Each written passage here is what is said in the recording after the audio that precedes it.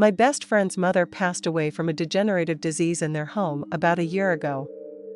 2 weeks ago, I moved to this lovely neighborhood with my friend and her fiancé. My best friend and her fiancé are both into the occult and are Satanist. While I don't share their beliefs, I don't really judge them for it. I'm not particularly religious or spiritual myself, however, their home is quite different from what I'm used to. It's a $500,000 home. But the blinds are always shut, and there are spooky paintings, statues of Lucifer, and pentagrams around the house. It's a beautiful house, but the decoration is, questionable.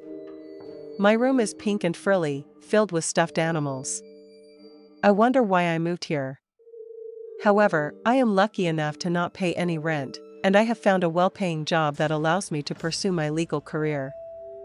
My host has been very welcoming and kind enough to open the doors of her home to me, so I cannot complain. But I do feel a little bit concerned. My television, which I received as a hand-me-down, was a faulty LED-lighted one. As a result, it sometimes displays dark and bright screams randomly during certain scenes. One night, the TV turned on by itself at 2:15 a.m. At first, I thought I had accidentally rolled over the remote, but when I checked, I realized the remote was on the desk next to me. The television was open on Hulu on her late mother's account, which I thought was a little weird, but not too weird. A small mirror in the shower fell face down the following day, but it somehow didn't break. I had not heard it fall, and I wasn't using the shower when it fell. I woke up yesterday at 10:30 p.m. Right when I was falling asleep, I got a drunk phone call from my sibling, and immediately, I smelled something strange, almost like roadkill. It was a strong smell and my face scrunched, but just for a few minutes until I slept. I thought maybe her fiancé was cooking something, and the stench permeated my room. I asked this morning if they had cooked something that late, and they both said no. I have also been noticeably more angry and exhausted, but then again moving was a very draining thing. I commented on the strange things going on with my best friend. She joked and said it may have just been her mother welcoming me home. I did know her mother and had a good relationship with her. Then, when I started to mention more of these events, she stayed quiet. Upon further poking and prodding, it was discovered that the alignment of two mirrors in my bedroom created a portal. I conducted a cleansing, and the incense was used to hopefully remove any negative energy. I'm not inclined towards any religious or spiritual beliefs, but I'm experiencing something very unusual. I would love to know everybody's thoughts in the comments about what I might be possibly experiencing. So, I live in northern Minnesota, kind of in the middle of nowhere. We don't have any close neighbors, and we're surrounded by woods. We lived out here most of my life and usually just to your wildlife and other stuff of that sort. But recently, I've heard something that was like a person. Or maybe something similar to a person. You know how you can tell the footsteps by something if it's on 4 legs or 2? Well, this thing is definitely on 2. I have had 3 occasions where who or whatever it was right outside, just watching me. The first one was not so bad. It was outside at about 1 a.m. Me and a couple of buddies were just hanging out, we were talking, having some fun, just kind of shooting the shit, when we heard someone walking around in the woods. Keep in mind, my woods are low-key really scary, and like I said, we're out in the very middle of nowhere. It's thick, dark and absolutely blinding out there, so who would be in the woods at 1 a.m.? We call out to them, but we get no answer and the footsteps just faded into the darkness, deeper into the woods at a walking speed, but it was incredibly casual. The second time is when things actually start to get weird. Me and another one of my friends were out in my shed smoking a little bit of green. And before anybody says anything crazy, trust me, I've done this plenty of times. It doesn't suddenly make you see or hear things that's not there. We're sitting there, laughing hella hard about something that I don't remember. But then all of a sudden, we hear a loud thud on the roof.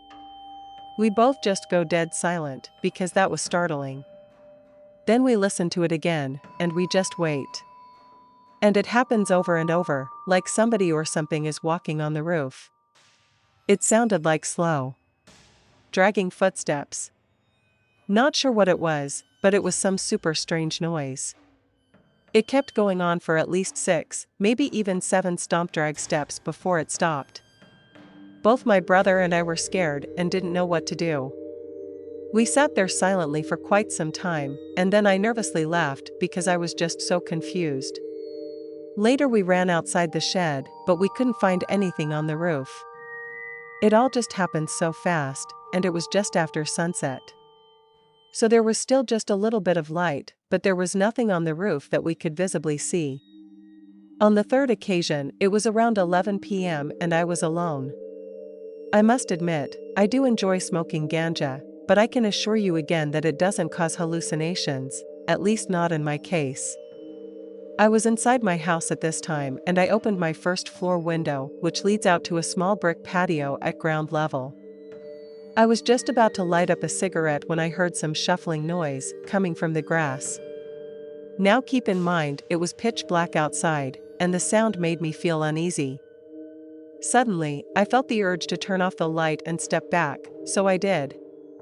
The shuffling sound hits the brick patio, and I'm not kidding, it sounds precisely like dress shoes or high heels. The footsteps just had that clicking noise, you know? They slowly approached my wide-open window. I'm waiting for something to happen when the clicking stops outside of my window just by a few inches.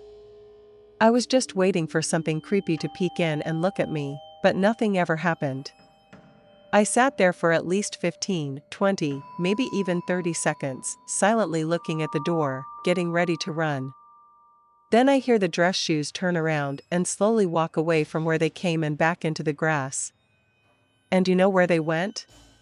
Straight into the woods. I want to preface this by saying I'm a hard skeptic. It's not that I'm against the idea of paranormal activity, but more that I prefer to go through every possible scenario in my head before resorting to that. And for example, seeing photo orbs as dust on a lens or actual ghost sightings as manifestations of mental illness or hallucination. If there's a rational, real-world explanation, I will probably believe it over something more magical. Anyway, this series of events happened in my old house about 8 years ago now. It was 2014 and I was 15 years old. I was going through a lot at the time with bullying at school, which combined with general teenage angst meant that I was not in the best headspace. I thought the idea of the paranormal was cool, albeit unlikely, so when a friend suggested playing around with a homemade Ouija board, I decided to give it a go. It didn't do anything, right? It was just a paper with letters drawn. Of course it didn't work, why would it? Recess ended and I just went on with my life. I have no idea if it was just a coincidence or if this was some sort of catalyst, but I thought I would include it for detail's sake. But after that, weird things started happening. I think the first was the light. I was laying in bed with my mom late one night. Yes, I know, probably weird for a 14-year-old to share a bed with his mother, but I had severe anxiety and needless to say, obviously I like my privacy now, but that night I felt like I needed comfort and she had just fallen asleep. I was still awake, staring at the wall ahead of me. From where I was lying, I could see the open, odd, sweet door ahead of me, with the window to the left. Suddenly some light appeared. It was perfectly round, almost like someone was shining a flashlight in through the window. However, it was odd that it had no distortion. Usually, you'd expect a light shown at an angle to be elongated, but this one, it just wasn't. To make it even stranger, it was half over the inset door, and despite this, there was no distortion of the light going into the bathroom itself. I hovered there for just a few seconds until I quickly shoved my mom and asked her if she could see the light too. She woke up, looked around, and said no, and sure enough, the light was gone. She told me to sleep when it appeared again in the same spot. This time she saw it because she shut up mid-sentence and just stared. Once again, after only a few seconds, it disappeared and didn't reappear again. We were both pretty freaked out at this point, because there was no way someone could be shining a light through the window. The angle was way off, and we had the curtains drawn. It was just this strange, hovering white light. Eventually, we did end up going back to sleep, because there was nothing we could exactly do about weird orbs appearing in the middle of the night. The TVs started flickering by themselves. They'd turn on randomly, and sometimes we'd wake up to find them with a pure white screen. No noise, no distortion, just totally white. This could easily be dismissed as faulty wiring, potentially. I know little about TVs, but technology isn't the most reliable sometimes. This is when I first experienced sleep paralysis. I woke up lying in my bed, on my side, and saw a figure in the corner. Noticing I couldn't move, I saw the figure come closer, run its hands down my spine, rustle the curtains before I could finally wake up. I already knew about sleep paralysis as a phenomenon and recognized it immediately after I woke up. It's got a pretty solid scientific explanation, so I didn't think too much of it. I was probably just overly tired. Until now, these events seemed pretty unrelated and I didn't worry too much about them. Things very suddenly took a turn for the worse though. One night I got up to go to the bathroom, and upon lifting the toilet lid, I found it just full of blood. I was pretty tired. And sorry, this is quite gross. I just figured my mom had her time of the month and, for some reason, used my bathroom and forgot to flush. I went to bed. The following day, when I made a passive-aggressive remark about flushing her blood, she told me that it was nowhere near that time of the month for her. That was pretty damn weird, but like the horror movie protagonist, I proved myself to be thus far rational, so I chalked it up to imagining things. Until, of course, blood started to appear in other places in the house. At that point, we had 9 indoor cats, so our first thought when waking up to drops of blood on the walls and the floor was that one of them must be injured. We checked all of them over, but there were no injuries we could see. And to make it even stranger, the blood was only in a few select spots, and they didn't form a trail. On the wall, the blood drops were far too high for any cat to reach. We had 9-foot ceilings, and didn't have any drip marks. It looked as if someone had put a dollop of red paint on the wall, and it dried immediately. But we could definitely tell it was blood. At the same time, we started finding strange water in the drawers. My mom noticed one night that there was water spilled on top of her bedside table, and upon opening it, she found all of her clothes inside totally soaked through. The liquid had no odor, it wasn't sticky, and was completely clear. Anyone who owns cats know that cat pee has a very distinct smell, so that was out of the question. Plus, her drawers were made of thick wood, so the chances of water being able to soak through enough to actually drench the clothes inside was almost impossible. At this point, we started to think that something weird was going on. From there, things escalated. Items would go missing only to appear again days later, and cats were constantly on edge and freaked out for no seemingly good reason. They stare at stuff on the walls, then bolt away, and were generally unsettled to an unusual degree. Things would fall off shelves, the liquid and blood kept showing up to the point to where it became a regular occurrence, and finally, we just decided to move. I think whatever it was in the house didn't like that we were leaving. One night I had this horrible sinking feeling. It was just this sensation of being watched like I can't describe it. It was like this pressure and uneasiness like something just wasn't correct. I decided I'd sleep with my lamp that night to ease my stress. When I woke up, I was in a sleep paralysis fit and much worse than the last time. It was auditory, visual, and had sensory overload. I won't go into too many details because this post isn't about sleep paralysis, but the gist of it was a demon talking to me on my chest until I saw the infamous Hatman, at which point the demon expressed fear and jumped off of me. The sleep paralysis then ended. Side note, I have had many others like this, but I had never ever heard of the Hatman before my entire life, and this was the first time I actually saw the Hatman. I only recognized him months later when I saw someone's art depicting him as their own sleep paralysis demon, and I started doing my research. This shook me up pretty badly, I'm not gonna lie. But again, sleep paralysis is linked to REM sleep, and maybe I just jinxed myself into experiencing it through that uneasy feeling from earlier. I only really started to feel unsafe after this next event, and it's the one that requires the most description. I was fast asleep, and it was around 4 a.m. I found out later that my stepdad had just left for work about 20 minutes before this, and my mom was awake in bed because of that. I, however, did not wake up. All I remember is being woken by something. It wasn't the natural way one was roused from sleep usually. It felt jarring and unnatural, and when I opened my eyes, I screamed. It was the most terrifying sensation I had ever felt. Anyone in a life-threatening situation can definitely attest to this. They could probably understand that sudden, just impact of dread and terror, the immediate recognition that something was desperately wrong.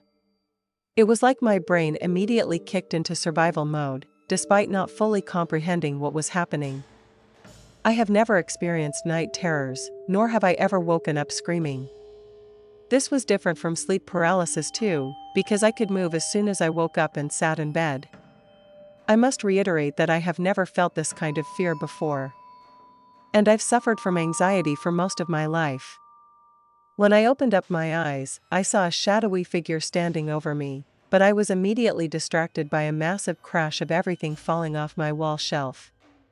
I think I had a few trinket boxes and figurines up there and a jar full of little crystals I had had for ages. All of that shattered on the floor. My mom immediately panicked into my room only to find me sitting in the bed with this mess on the floor. When she asked what was wrong, I couldn't even answer. I just said I thought someone was in my room, but I must have just heard the shelf items falling and reacted to that. My mom looked confused and said, no, she'd been awake and I had screamed before the crash. There was absolutely no way the collision had woken me up. We examined the shelf and started trying to piece together what had happened. Now this shelf was only on some boards and wasn't nailed to the wall. This meant that if someone applied pressure to the front or the sides, it could tilt forward. Initially, we thought that maybe one of the cats had jumped up and stepped in the wrong spot, causing everything to slide off. However, we quickly did realize that this would have been impossible as the shelf had yet to be moved from its spot, and the position where everything fell from to a line where the things dropped and landed wouldn't have made any sense for them to have fallen forward. It's like somebody would have had to pick it up and thrown it. That still didn't explain why I screamed before the crash or the dread I felt upon waking up and feeling like something was in the room with me. Thinking back on it, I realized that when I opened my eyes and screamed, I could remember in my days, seeing the items on my shelf be swiped by someone. We moved quickly after and haven't experienced anything like that ever since. The TVs that used to turn off by themselves and flicker on no longer do that. The cats have settled and I have never been that crazy. And I haven't experienced any sleep paralysis since. Was this paranormal? Some angry spirit? A poltergeist? I have no idea. It's one of those things that people will probably look at and say, surely there's a reasonable explanation. Maybe the author is just exaggerating or lying, or skipping important details, because I know that's how I would react. It's how I respond to these kinds of stories. But I guess paranormal experiences are just something that you have to experience yourself to truly believe.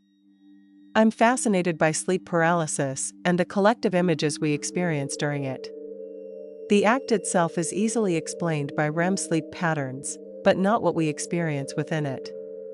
Is sleep paralysis something more than a funky brain pattern? I damn wish I knew.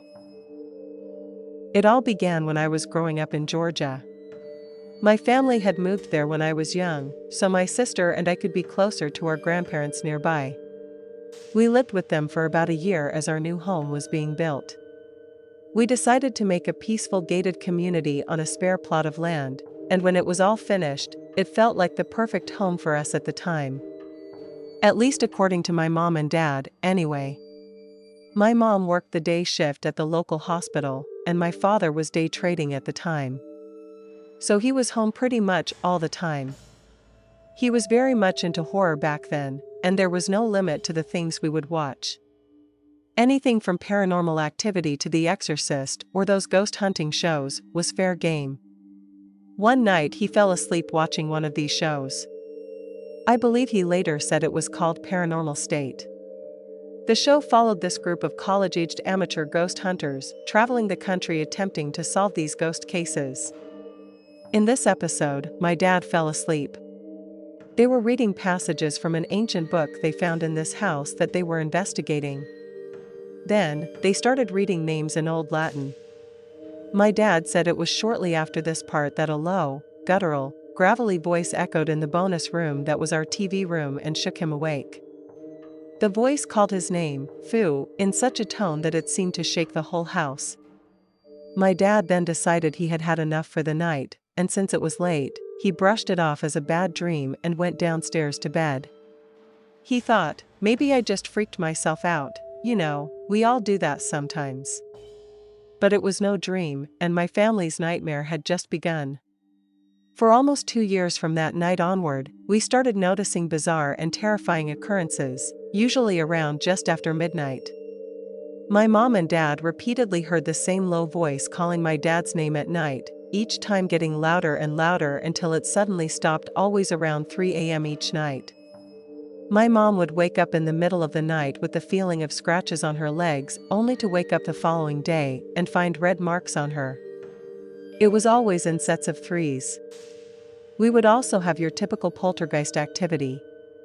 Pots being knocked over, doors closing by themselves, utensils flying out of the sink, etc. But the absolute worst of it was directed at me. I had always had a special connection to the spiritual world since I was just a baby, and I attribute that to almost suffocating when I was born and nearly being special needs for the rest of my life if I didn't wake up when I did. I saw many things while I lived in that house.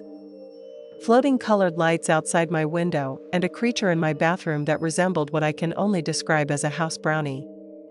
But nothing compared to what I would experience from this absolute evil thing that entered my once peaceful home.